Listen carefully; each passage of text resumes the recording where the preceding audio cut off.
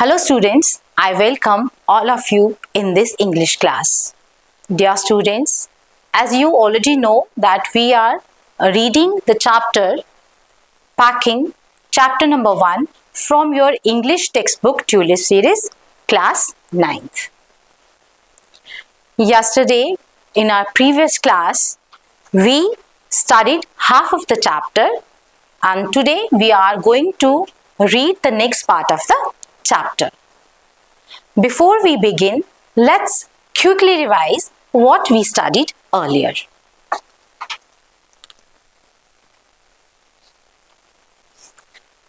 The narrator of the chapter.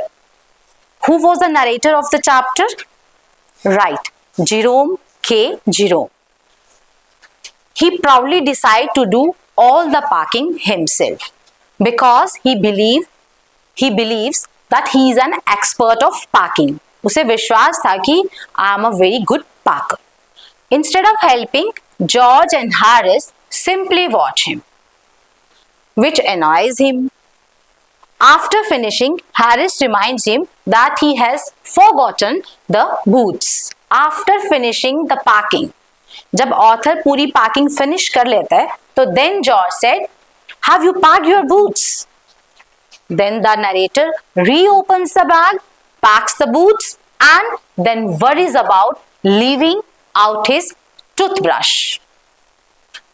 And आपको याद होगा कि उसमें जब वो उसको याद आता है कि I have what I have done with my toothbrush, मेरे टूथब्रश का क्या हुआ, तो उसे cold perspiration आ जाती है, which he often forgets. क्योंकि टूथब्रश एक ऐसी चीज थी, ऑथर कहता है कि I often forget my toothbrush during the traveling. Then after checking everything carefully, he finally completes the packing. Then George and Harris then pack the remaining things. They start confidently, carefree way, but soon make a mess. बहुत style से उन्होंने packing शुरू की, लेकिन जल्दी ही उन्होंने भी mess create करना शुरू कर दिया. So they break a cup and Harris puts a jar of strawberry jam on a tomato, crushing it. Due to nervousness, वो क्या करते हैं, जैम की बोतल को टमाटोस के ऊपर ही रख देते हैं. Then they have to scoop out the scratched tomato with a teaspoon. Teaspoon के साथ उनको फिर वो टोमेटो की जो प्यूरी बन चुकी होती है वो बाहर निकालते हैं. They have to scoop out the scratched tomato with a teaspoon, making the whole packing process funny and chaotic. So this is a very humorous chapter. Funny और बहुत विटी इंसिडेंट्स इसमें बताए गए हैं. सिंपल पैकिंग को जो writer है, author है, उसने कुछ एक्शंस और जेस्चर्स से इस पूरी चैप्टर को बहुत ह्यूमरस बना दिया. Now let's read the next part of the chapter. Now open your book, page number 3. First of all, I will do model reading for you, so listen it carefully. They upset salt over everything, and as for the butter, I never saw two men do more with 1 and 2 pence worth of butter in my whole life than they did. After George had got it off his slipper, they tried to put it in the kettle. It wouldn't go in, and what was in wouldn't come out. They did scrape it out at last and put it down on a chair, and Harry sat on it, and it stuck to him, and they went looking for it all over the room. I'll take my oath I put it down on that chair, said George, staring at the empty seat. I saw you do it myself not a minute ago, said Harris. So what happened? They upset salt over everything. Who upset? George and Harris. Author बता रहे हैं आगे कि George और Harris ने क्या किया, पूरा जो साल्ट था पूरे रूम में स्प्रेड कर दिया. And as for the butter, then वो बटर की बात बताने लगा. I never saw two men do more with 1 and 2 pence worth of butter in my whole life than they did. Pence mean small units of British money. वो कहते हैं कि बहुत बटर को बताता है कि बटर तो बहुत कम मतलब कॉस्टली सी चीज है, लेकिन इस बटर को, सिंपल से बटर को बहुत ज्यादा उन्होंने मेस इसके साथ क्रिएट किया. कैसे? Let's see. After George had got it off his slipper, they tried to put in the kettle. What happened? George की स्लीपर के साथ वो बटर लग जाता है और वो उसको केटल में डालने की कोशिश करता है. Then it wouldn't go in and what was in wouldn't come out. ना तो वो बटर अंदर जाता है और ना ही बाहर आता है. Then what happened? They did scrape it out at last. Scrape means to remove something by rubbing with a sharp edge. Knife की मदद से या किसी प्लेट की मदद से वो उसको स्क्रैच करते हैं, मींस खुरच के उसको बटर को वहां से बाहर निकालते हैं. Then they try to put it in the kettle, और उसको केटल में डालने की कोशिश करते हैं और फिर उसको वो अंदर नहीं जाता, देन स्क्रैप करके उसको बाहर निकालते हैं. And Harry sat on it and it stuck to him. They put it on the chair. वो क्या करते हैं, बटर को बाद में कहाँ रख देते हैं, चेयर के ऊपर, और अननोइंगली जो हैरी से वो बटर पे जाकर बैठ जाता है. And they went looking for it all over the room. And what happen, both George and Harris उस बटर को ढूंढने के लिए पूरे रूम का चक्कर लगाते हैं. Then what happened? I'll take my oath. I put it down on that chair, said George. George कहता है, oath मीन्स एक बहुत सिंसियरली प्रॉमिसिंग वे में कोई स्टेटमेंट देना. स्ट्रॉन्ग प्रॉमिस और statement that something is true. बहुत उसमें कहता है कि कॉन्फिडेंस से कहता है कि I put it down on that chair. मैंने वो जो बटर था वो चेयर पे रखा था. Said George, steering at the empty seat. वो जो चेयर होती है उसको स्टेयर करता है, घूरता है. Steering means looking at something for a long time with attention और सरप्राइज. कि घूर रहा है उसको कि मैंने यहीं भी तो बटर रखा था, वेयर बटर कहाँ चला गया. I saw you do to it myself not a minute ago, said Harris. Harris क्या कहता है कि मैंने खुद देखा है आपको वहां पर 1 मिनट पहले बटर को रखते हुए. So let's see next paragraph. Then they started round the room again, looking for it, and then they met again in the center and stared one another. Most extraordinary thing I ever heard of, said George. So mysterious, said Harris. Then George got round at the back of Harris and saw it. Why, here it is all the time, he exclaimed indignantly. Where? Cried Harris, spinning round. Stand still, can't you? Roared George, flying after him. And they got it off and packed it in the teapot. Next line देखिए. Montmorency was in it all.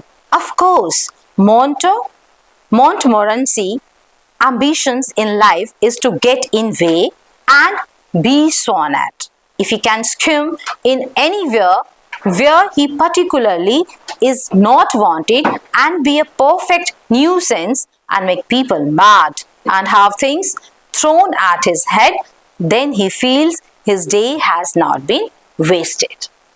So what happened in this paragraph? They started round the room again looking for it. Who? George and Harris. वो पूरा room जो है घूमते हैं, उसका चक्कर लगाते हैं. And then they met again in the centre and stared at one other. दोबारा से वो घूम के फिर सेंटर में आके मिलते हैं और एक दूसरे को स्टेयर करते हैं. So this all create humorous in this chapter. Most extraordinary thing I ever heard of, said George. So mysterious, said Harris. दोनों डिस्कशन करते हैं कि बहुत मिस्टीरियस सी बात है, बहुत अजीब सी बात है कि बटर कहाँ गया. Then George got round at the back of Harris.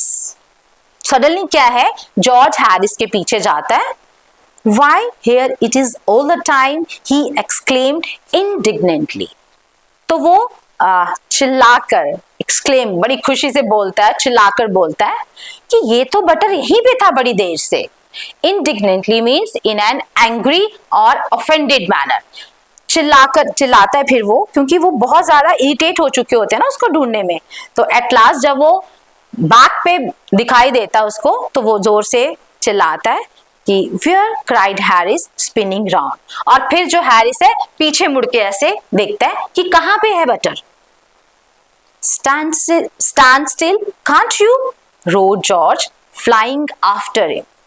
George जो है वो जोर से दहाड़ता है, कहता है कि वेट, स्टैंड, एक ही जगह पे रुके रहो, आपसे रुका नहीं जाता, क्योंकि बटर जो था हैरिस की बैक पे लगा हुआ था. And they got it of and packed it in the T pot. और वो वहां से उतार के दोबारा से बटर को कहाँ पैक करते हैं? टी पॉट के अंदर. Now Montmorency was in it all, of course. A new character in the chapter. Who was Montmorency? Montmorency उनके डॉग का नाम था. ठीक है. Montmorency ambitions in life is to get in the way and be sworn at. Sworn means move or twist the body in a restless way. जो जिसे एक जगह पर बहुत ज्यादा आराम नहीं मिलता, मूव करता रहता है रेस्टलेस वे में. सो व्हाट हैपन, कहता है कि मॉन्टमोरेंसी का अपनी लाइफ का एम्बिशन क्या था? हमेशा रेस्टलेस रहना. If he can scheme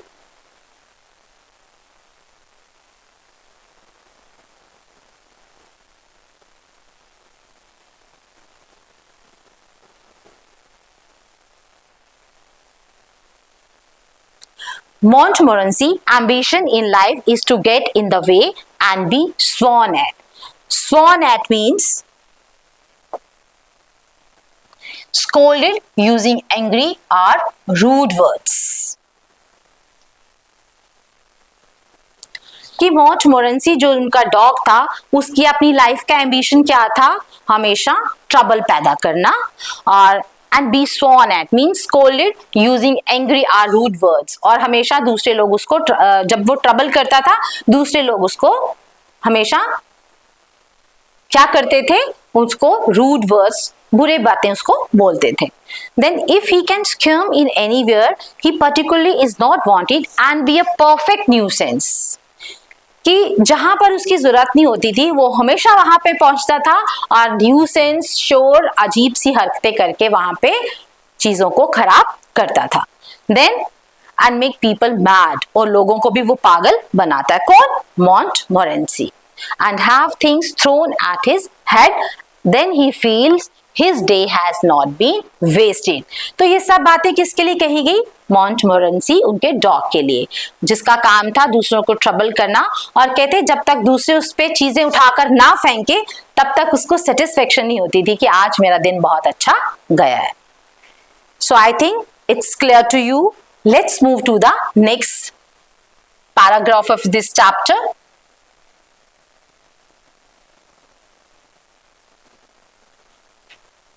To get somebody to stumble over him and curse him steadily for an hour is the highest aim and object.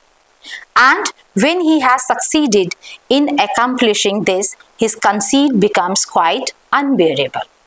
He came and sat down on things just when they were wanted to be packed. And he labored under the fixed belief that whenever Harris of George reach out their hand for anything, it was his cold, damp nose that they wanted. He put his leg into the jam and he worried the teaspoons. And he pretended that the lemons were rats and got into the hamper and killed 3 of them before Harris could land him with the frying pan. Harris said, I encouraged him. I didn't encourage him. A dog like that doesn't want any encouragement. It's the natural, original sin that is born in him that makes him do things like that. So what happened in this paragraph?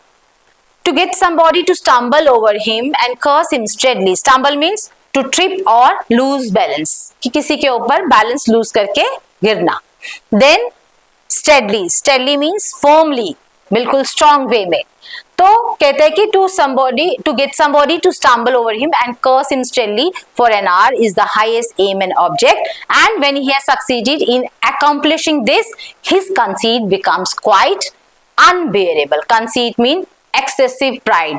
कि मोंटमोरेंसी जो था उसका main काम था दूसरे लोगों को trouble करना, और जब किसी को वो स्टम्बल करता है या इस तरह से परेशान करता है तब जाके उसका जो प्राउड था उसको वो सेटिस्फाई होता था. किसका?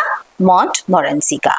Then he came and sat down on things. वो हमेशा जब वो पैकिंग कर रहे थे आता और उनकी चीजों पर आके बैठ जाता है.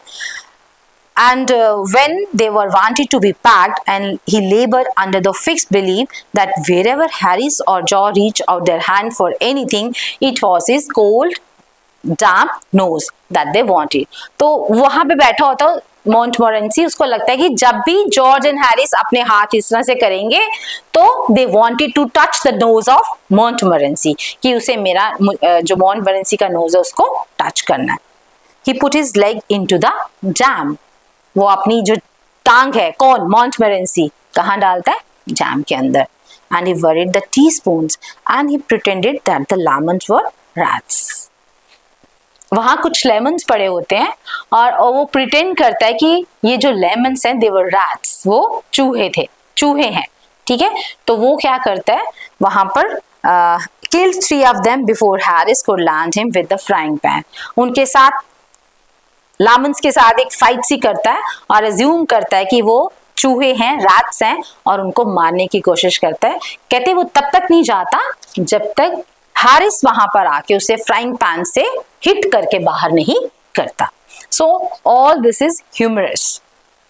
Harris said, I encourage him, I did not encourage him. तो कहता है कि क्या इस डॉग को मैंने एनकरेज किया है? मैंने एनकरेज नहीं किया, वो अपनी सफाई देता है. कहता a dog like that doesn't want any encouragement. A dog like Montmorency doesn't want any encouragement. It's the natural. वो अब पैदाइशी ही ऐसा है, दूसरों को ट्रबल करने के लिए ही उसका मेन मोटिव है. Clear? So conceit mean excessive pride in one self, कि जब तक डॉग दूसरों को परेशान ना कर ले तब तक उसका इनर जो है वो सेटिस्फाई नहीं होता था. So I think it's clear to you. Now let's move to the next lines of this chapter.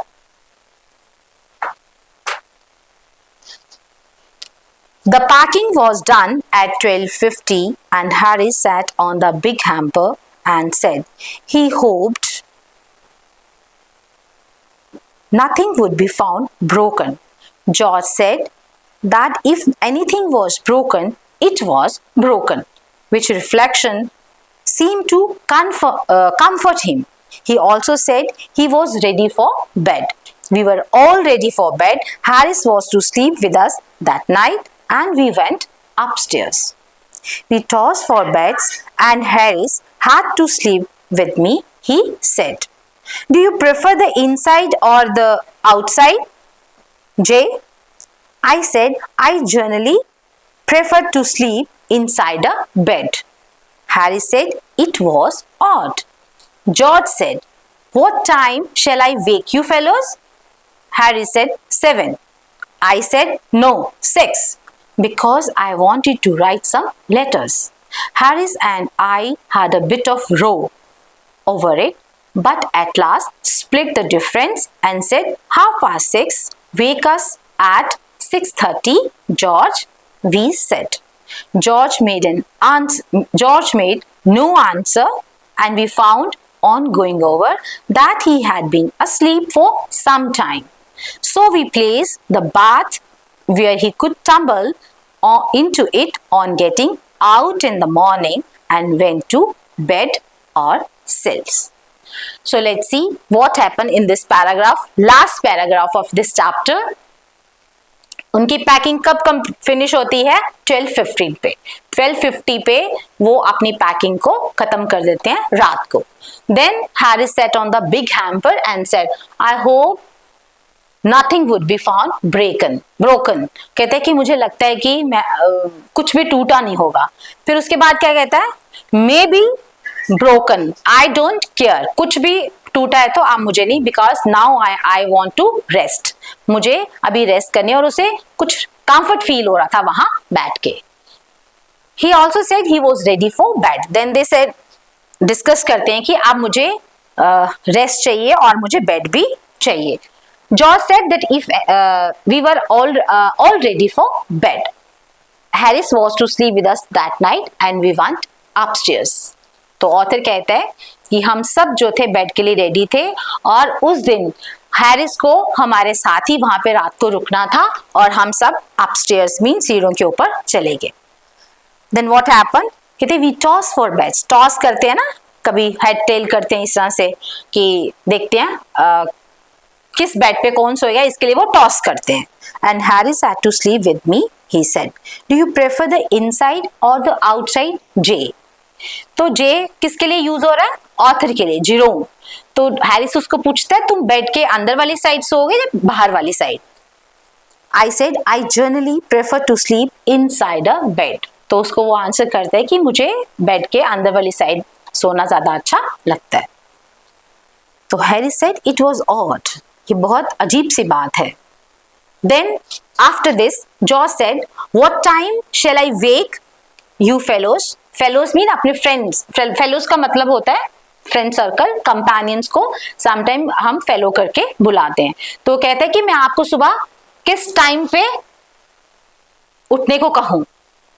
तो हैरिस सेड 7। हैरिस कहता है कि सुबह 7 बजे। But author says no 6 because he has to write some letters. उन्हें कुछ letters भी लिखने थे।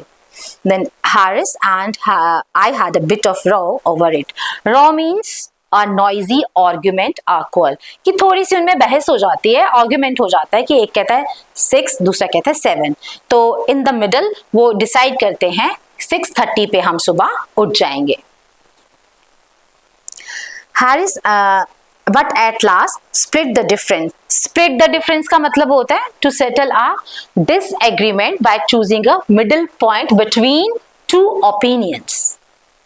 So आपको ये याद रखना है, split the difference का मीनिंग क्या है? जब डिस्कशन कोई चल रही है, आर्गुमेंट हो रहा है, तो दो पार्टीज में से नहीं मान रहे, एक कह रहा है 6 o'clock, दूसरा क्या कह रहा है 7 o'clock, तो उन्होंने बीच का उसमें से टाइम निकाला 6:30। क्लियर? तो wake us at 6:30 George we said. अब लास्ट लाइन में क्या है? George made no answer. George ने कोई भी उसका आंसर नहीं दिया। And we found on going over that he had been asleep for some time, कि जॉर्ज जो था वो सो चुका था। So we placed the bath where he could tumble into it on getting out in the morning. तो वो एक funny atmosphere create करने के लिए क्या करते हैं, जो बाथ टब है वो उसके बेड के आगे लगा देते हैं कि जैसे ही जॉर्ज सुबह उठे और वो उस टब में आके गिरे। And went to bed ourselves. और वो जो ऑथर है और उसका फ्रेंड हैरिस है वो सोने के लिए चले जाते हैं। So this is the story of the chapter Packing. It's a very humorous and witty story. Now let's move to the question and answer of this chapter.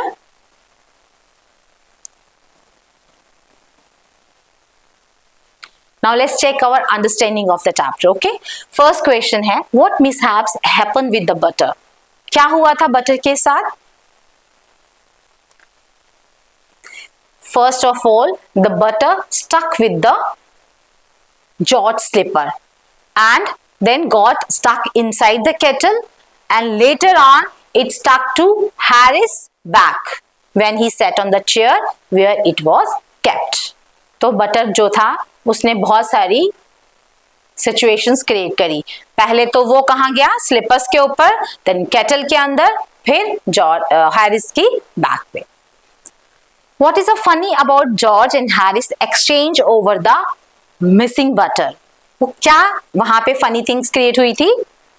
Both were sure the butter was on the chair. दोनों कहते हैं कि जो butter था वो तो हमने chair पे ही रखा था. Then they didn't realise it was stuck to Harris all along. Harris back all along. Harris के पीछे ही वो बटर चिपका हुआ था. Next question, what does Jerome say was Montmorency's ambition in life? What do you think of Montmorency and why? Who was Montmorency? Yes, a dog's name. ये उनके कुत्ते का नाम था. तो कहते हैं कि उसकी मेन लाइफ का एम क्या था? To trouble the people. लोगों को तंग करना उसका मेन मकसद था. He is a naughty dog and loves causing trouble and making people angry, and which makes him funny and lovable. कि दूसरों को इरिटेट करना मॉन्टमरेंसी का पहला काम था. How did the dog create trouble while the men were packing? Dog वहां पे क्या क्या कर रहा था जब वो पैक कर रहे थे? He sat on things that needed to be packed. वो चीजों पे जाकर बैठ जाता है जो पैक करनी है. Put his leg in the jam, played with the teaspoons, and also pretended the lemons were rats. वो lemons को क्या assume करता है कि वो rats हैं and killed 3 of them. Literally humorous, literally it's very funny. ठीक है, तो वो क्या करता है कि lemons को समझता है कि they are rats और उनसे लड़ाई करता है, फाइट करता है और उनको ऐसे assume करता है कि मैंने उनको मार दिया. Now according to Harris, why did the dog behave so badly? Harris उसको कैसे बताता है? Harris said the dog mischievous behavior came from his natural nature. कि मैंने डॉग को इनकरेज नहीं किया. इट्स डॉग्स नेचुरल नेचर, उसकी अपनी नेचुरल नेचर है. और इन लाइंस में हम समझ सकते हैं the natural original sin born in him. ये किसने कही थी लाइंस? हैरिस ने. Who said this lines? Harris ने ये लाइंस कही थी. And because not because anyone encourage him. वो कहते हैं कि किसी ने इस डॉग को एनकरेज नहीं किया, ये नेचुरल वे में ही इसकी नेचर ऐसी है. Now the last question is what did the dog mistake the lemons for and what happened as a result? The dog pretended, क्या करते हैं वो pretend कि they were rats and got into the hamper where he destroyed 3 lemons before Harris stopped him with the frying pan. और Harris उसको hit करता है frying pan के साथ, फिर वो वहां से भाग जाता है.